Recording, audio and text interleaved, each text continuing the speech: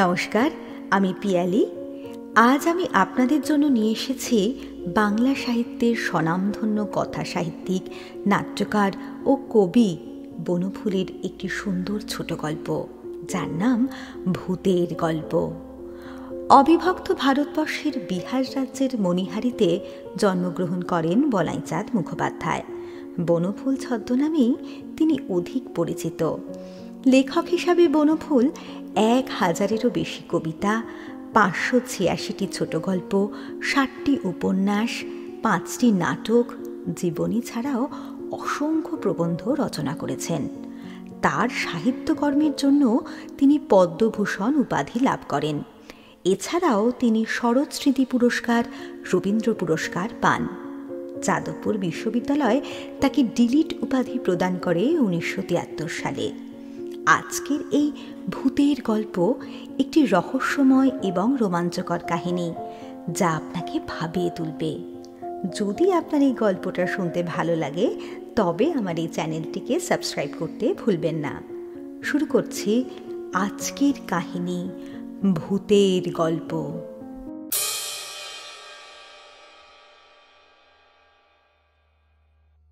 হঠাৎ মাখন সিং এসে হাজির হলো অনেকদিন পর। শিকারী মাখন সিং, কাঁধে বন্দুক, হাতে একজোড়া মরা পিন্টেল। পিন্টেল অতি সুস্বাদু বুনো হাঁস।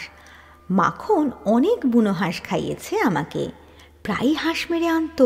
হরিণের মাংস, বুনো শুয়োরের মাংস, সজারুর মাংস, ফ্রাবিকানের মাংস ওর দৌলতে খেয়েছি। আমার ঘরে বাঘের যে চামড়াটা দেওয়ালে টাঙানো আছে, সেটাও মাখনের দেওয়া। খুব বড় শিকারী, পরনে খাকি হাফ শার্ট, হাফ প্যান্ট, কাইজারি গোঁফ, মাথার চুল কদম ছাঁট। অনেকদিন পরে সে এলো আজ। আমি জিজ্ঞেস করলাম, কি মাখনলাল, এসো এসো, এতদিন কোথায় ছিলে? মাখন বলল, নানা জায়গায় ঘুরে বেড়াই, ভাবলাম অনেকদিন দাদার সঙ্গে দেখা হয়নি, দেখা করে আসি। আজ ভাগ্য ভালো, 2টো পিন্টেলও পেয়ে গেলাম। শুনে বললাম, বেশ বেশ, বসো। চা খাবে না কফি? মাখন রহস্যময় হাসি হেসে বললেন, কিছু খাবো না। আপনি একটু অন্যমনস্ক হয়ে আছেন মনে হচ্ছে। আমি বললাম, হ্যাঁ, মনে মনে কল্পনার দরবারে ধর্ণা দিয়েছি একটা ভৌতিক গল্পের প্লটের জন্য। মাখন বলল, আমার একটা অদ্ভুত ভূতের গল্প জানা আছে, শুনবেন? আমি বললাম, বেশ, বলো। মাখন সিং বলতে লাগলো, গৌড়ের কাছে একটা জঙ্গলে শিকার করতে গিয়েছিলাম। একজন খবর দিয়েছিল সেখানে ভোরের দিকে বড় বড় কালো তিতির পাওয়া যায়। খুব ভোরে বেরোয় তারা। তা ঠিক করলাম রাতে গিয়ে বনের ধারেই শুয়ে থাকবো। আমার ছোট্ট একটি বিলিতি খাটিয়া আছে, সর্বত্র নিয়ে যাওয়া যায় ব্যাগ করে। তার মাপের মশারিও আছে আমার একটা।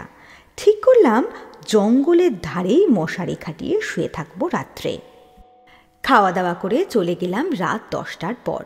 সন্ধ্যা থেকেই আমার চাকর শুকুর বিছানা করে মশারি টাঙিয়ে অপেক্ষা করছিল আমার জন্য। আমি গিয়ে তাকে ছুটি দিয়ে দিলাম। সে বাসায় চলে গেল। আমি লোডেড বন্দুকটি নিয়ে শুয়ে পড়লাম। তখনও চাঁদ ওঠেনি, কৃষ্ণপক্ষের রাত্রি, কিন্তু বেশ হাওয়া দিচ্ছিল। একটু পরেই আমি ঘুমিয়ে পড়লাম। কতক্ষণ ঘুমিয়েছিলাম জানি না। হঠাৎ একটা ফোঁস ফোঁস করে শব্দ হলো। মনে হলো সাপ নাকি। সঙ্গে টর্চ ছিল। জেলে দেখি, ও বাবা, সাপ নয়, হাতি, বিরাট আকার একটা হাতি। ঠিক সেই সময়ই আকাশের মেঘটা সরে গেল। কৃষ্ণপক্ষের চাঁদের জ্যোৎস্নায় ভরে গেল চতুর্দিক। দেখলাম হাতি শুধু বিরাট আকায় নয়, বেশ সুসজ্জিত। পিঠে হাওদা রয়েছে। আমার মশারির ঠিক পাশে দাঁড়িয়ে সুর নাচছে, কান নাচছে, আর ফোঁস ফোঁস শব্দ করছে মাঝে মাঝে। আর কিছু করছে না। আমি কিংকর্তব্য বিমূঢ় হয়ে চুপটি করে বসে রইলাম। ভাবলাম, কোত্থেকে এসেছে, আপনিই চলে যাবে। এ বুনো হাতি নয়, পোষা হাতি। প্রায় মিনিট 10 কেটে গেল। হাতি কিন্তু নড়ে না, ক্রমাগত সুর দোলাচ্ছে আর কান নাড়ছে। আরও মিনিট 10 কেটে গেল।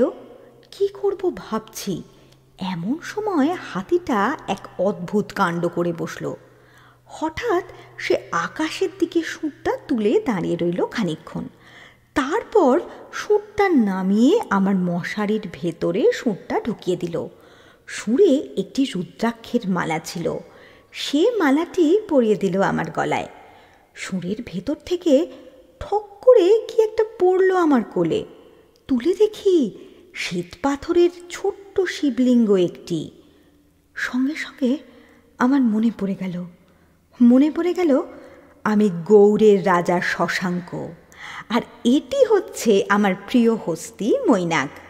বললাম, মৈনাক কি খবর? সঙ্গে সঙ্গে মৈনাক হাঁটু গেড়ে বসল আর তার সুরটি বেঁকিয়ে ধরল। আমি তার সুরের পা রেখে হাওদায় গিয়ে বসলাম। সঙ্গে সঙ্গে চলতে শুরু করলো সে। গজেন্দ্র গমন নয়, ছুট লাগালো মৈনাক। কত মাঠ, বন, গিরি, নদী পার হয়ে গেলাম। রাত্রি প্রভাত হয়ে গেল। মৈনাক তবু থামে না। দিনের আলোয় দেখলাম চমৎকার এক দেশ। চারিদিকে প্রাচুর্য, চারিদিকে সৌন্দর্য, কত মন্দির, কত জলাশয়, কত বাগান পার হয়ে গেলাম। মৈনাককে দেখে রাস্তার লোক সসম্ভ্রমে পথ ছেড়ে দিতে লাগলো। জয় মহারাজ শশাঙ্কের জয়! জয়ধ্বনিতে প্রকম্পিত হতে লাগলো চারদিক। মৈনাক কিন্তু এক নিমেষের জন্য থামেনি। সে ছুটে চলেছে, সমস্ত দিন ধরে সে ছুটল। তারপর সূর্য যখন অস্ত গেল, অন্ধকার রাত্রি নামল, তখন বিরাট এক জঙ্গলের মধ্যে ঢুকে পড়ল মৈনাক। সুর দিয়ে বড় বড় গাছের ডাল ভেঙে পথ পরিষ্কার করতে করতে এগিয়ে চলল জঙ্গলের ভেতর। কিছু দূর গিয়ে দেখতে পেলাম একটা পরিষ্কার জায়গায় চিতা জ্বলছে, আর চিতার পাশে দাঁড়িয়ে আছে রাজ্যশ্রী। আমি রাজ্যশ্রীকে ভালোবাসতাম, কিন্তু তার ভাই রাজ্যবর্ধন ও হর্ষবর্ধনের সঙ্গে আমার ঝগড়া ছিল, তাই তাকে পাইনি। বললাম, রাজ্যশ্রী এখানে কি করছো? রাজ্যশ্রী বলল, আমি জ্বলন্ত চিতায় প্রাণ বিসর্জন করব, তুমি আমাকে বাধা দিও না। আমি বললাম, নিশ্চয়ই দেব। সঙ্গে সঙ্গে আমি মৈনাকের পিঠ থেকে লাফিয়ে পড়লাম। হঠাৎ একটা বর্ষা এসে বিঁধল আমার বুকে। দেখি রাজ্যবর্ধনের প্রেত দাঁড়িয়ে আছে, তার মুখ কুটিল, চোখে আগুন। ঠিক সেই সময়ে আমার পৌত্র হুড়মুড় করে ঘরে এসে ঢুকল। দাদু, আজ আমাদের প্রাইজ ডিস্ট্রিবিউশন ছিল, দেখো আমি কি সুন্দর রামায়ণ পেয়েছি। প্রকাণ্ড কৃত্তিবাসী রামায়ণটা সে রাখল টেবিলের উপর। সঙ্গে সঙ্গে মাখন সিং যেন উবে গেল। মরা পিন্টেল দুটো যেখানে পড়েছিল দেখলাম সে দুটো নেই সেখানে। পরদিন খবর পেলাম শিকার করতে গিয়ে মাখনডালের মৃত্যু হয়েছে। একটা বনের ভেতর তার মৃতদেহটা পড়েছিল।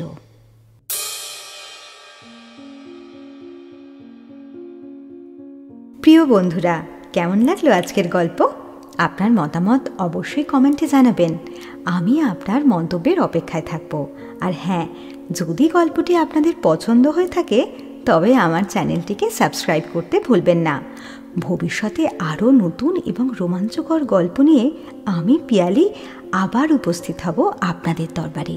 ভালো থাকবেন সবাই।